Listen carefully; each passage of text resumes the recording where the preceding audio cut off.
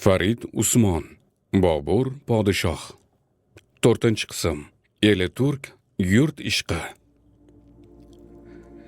Tangri taoloning inoyati va sarvari olam bo'lgan Hazrat Rasuli akramning shafoati hamda pok ko'ngil chahoriyorlarning himmati ila Ramazon qutlug' oyining 5-sida boshiga toj kiyib Farg'ona viloyatiga 12 yoshda yosh holatda podshoh bo'lgan yosh Bobur Zahiriddin Muhammadning boshidan ancha muncha issiq sovuqlar o'ta boshlagan edi.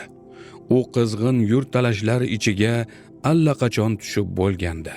Kattalar, ya'ni atrofida parvona bo'lib, Temuriy zodalarni inobatga olishib, shu nuqtai nazardan ularni yurt bosishga doim rag'batlantiruvchilarni olayotgan havosidan nafas olishga ko'nikib bo'lgandi. U Farg'ona viloyatining rasmiy rostnoma podshohi edi. Farg'ona viloyatining poytaxti esa Andijon edi. Garchi otasi Umar Shayx axsini bir muddat poytaxt qilgan bo'lsa ham, Bobur boshiga tojni Andijonda kiygandi. U shu fursatda, ya'ni otasi Umar Shayx Mirzo axsida kabutarlar va kabutar xonasi bilan birga jarga qulab halok bo'lganda Andijondagi chorbog'da bo'ladi. Xabar farzand emasmi? Uning qalbini larzaga soladi. Alam, iztirob bilan otlanib yoniga yaqinlari va navkarlarni olgancha Aqsi qo'rg'oniga qarab yo'l oladi. Otasi Umar Shayx Mirzo o'sha paytda 39 yoshda edi. Past bo'yli, yumaloq, hali oq oralamagan soqoli, o'ziga yarashiq bu inson sariq yuzli bo'lib, baquvvat bo'lgan. Bobur doim kuzatib turganida otasi belbog'ini qornini ichiga tortib turib bog'latardi. Qornini qo'yib yuborsa, belbog' bog'lari uzilib ketardi. O'zi ham, belbog' bog'lovchi ham kulishardi. Bobur otasining bu qilganidan zavqlanib kulardi. Gapga chechan, shirin suxan, shu bilan birga shijoatli, mardona kishi bo'lgan otasi bilan Bobur faxrlanar. Ayniqsa uning bilimdonligi, she'rlar o'qib yurishini yaxshi ko'rar. O'zi ham shunday bo'lishga intilardi. Zo'r jangchi ham edi. Ko'p janglarda o'zi namuna bo'lib, navkarlarni g'alabalarga erishtirgandi. Yana bir fazilati, asirlarni ozod qilib yuborar, o'lja tushgan mollarni egalariga qaytarib berardi. Birovdan hech ta'ma qilmasdi. Otasining otasi, bobosi Sulton Abu Said Mirzo, xuddi katta bobosi Hazrati Amir Temurbek singari o'g'li Umar Shayx Mirzoga Andijon viloyati hukmronligini bergandi. Katta Umar Shayx Mirzo o'z davrida Farg'ona viloyatiga hukmron bo'lgandi. Boburning otasi Umar Shayx Mirzo ham Andijonga hukmronlik qilardi. Tarixni aylanishini qarang.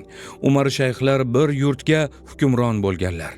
Umar Shayx Mirzoning 3 o'g'li va 5 qizi bor edi. To'ng'ich o'g'li Bobur Mirzo edi. Ismi Zahiriddin Muhammad Mirzo. Olim mushrifning Ansob Ussalotin fi Tavarihi Havoqin nomli tarix kitobida yozilishicha, bolaga bu ismni o'sha davrning avliyosi, ulug' olim Hoji Ahror Vali Ubaydullohxon qo'ygan bo'lib, bu inson shoir va shoh Boburni bir umr ruhan qo'llab-quvvatlab turdi. Boshiga har ne og'ir ish tushsa, doim uning qoshida hozir u nozir bo'lib, madadkor bo'lib turdi. Bobur degani Babur, sher degani bo'lib, sher sifat yigit bo'lib ulg'aydi. Albatta, mushti juda ham qattiq bo'lgan Umar Shayxdek yigitning Alloh bergan o'g'lining sher sifat bo'lishi tabiiy edi. Boburning onasi Qutlug'nigor begim Toshkent hukmdori Yunusxonning qizi edi. Boburdan 2 yosh kichik ukasi Jahongir Mirzo Umar Shayxning Fatima Sulton ismli xotinidan edi. Yana bir o'g'li Boburdan 4 yosh kichik bo'lgan Nosir Mirzo Umar Shayxning andijonlik Umida ismli ayolidan bo'lib, Bobur bu o'g'il ukalarni fitnalarga uchishib har ne beodoblik qilsalar-da bir umr kechirdi va ularni doim qo'llab-quvvatlab yashadi. Boburning bir onadan tug'ishgan opasi Xonzoda begim edi. U oqila ayol bo'lgan. U ukasiga umr bo'yi yaxshiliklarni ravo ko'rib yashadi. Mehribonu va Shahrubonular Nosir Mirzo bilan bir tug'ishgan edilar. Yodgor Sulton begim Og'a sultondan bo'lsa, Ruqiya Sulton begim Mahmud Sulton begim ismli ayoldan tug'ilgan qizlar edi.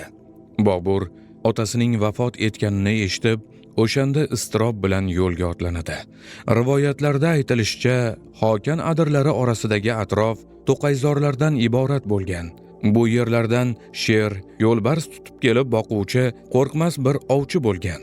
Bu ovchining qarorgohida bir nechalab sher, yo'lbarslar bo'lgan. Bobur tarbiyachilari hamrohligida ko'p vaqtini shu ovchi qarorgohida o'tkazishga ishtiyoqmand bo'lgan. Bo'sh qoldi deguncha shu yerga borishni talab qilgan.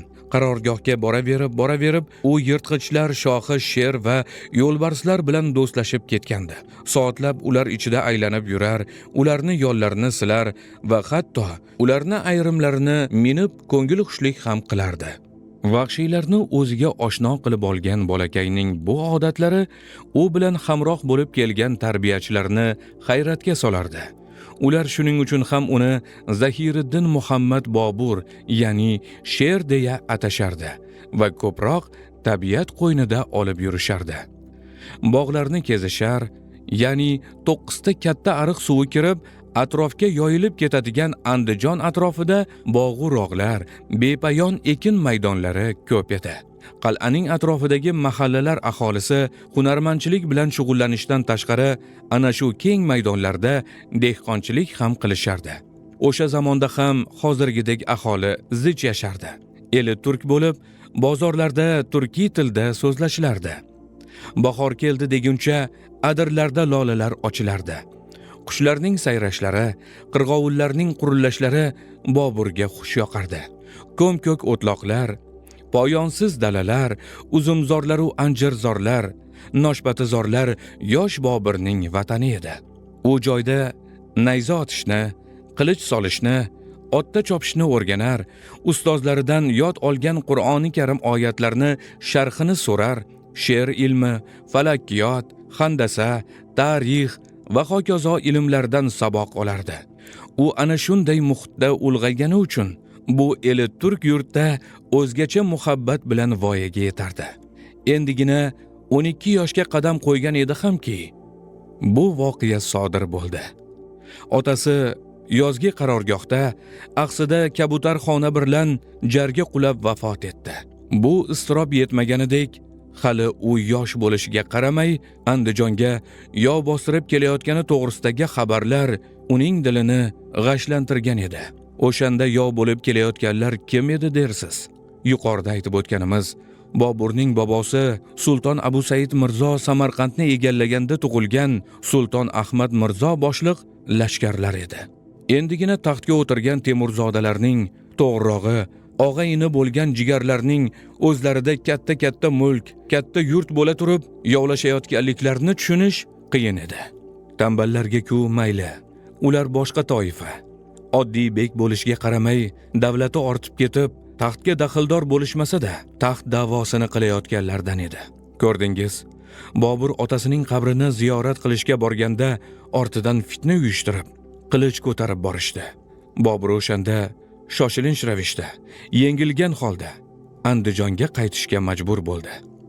Endi shu o'rinda o'quvchi uchun Ishoqxon Ibrat aytgan 4000 yillik tarixga ega shahar, Bobur tug'ilib o'sgan, boshiga podshohlik tojini kiygan Andijon xususida ba'zi bir ma'lumotlarni aytib o'tsak soz bo'lsa kerak.